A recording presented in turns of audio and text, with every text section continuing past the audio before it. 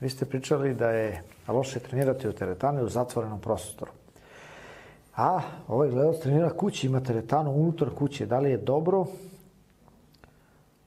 Pa to je to. Da li je dobro da vežba kući? Pa vidi, prijatelju, bolje da i teretanu u zatvorenom prostoru da odeš, bolje to nego da sediš kod kući da grbaviš kičmu za kompjuterom. Znači, radiš, rekreiraš se.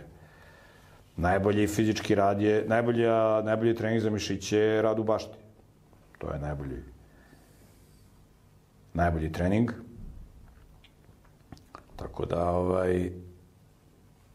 možeš ti da radiš u teretani, možda radiš i kod kuće, gledaj da bude provetreno.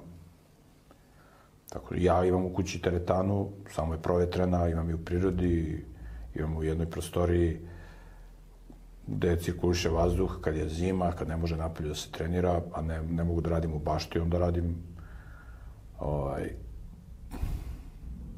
u toj prostoriji, tako da, samo ti vežbaj.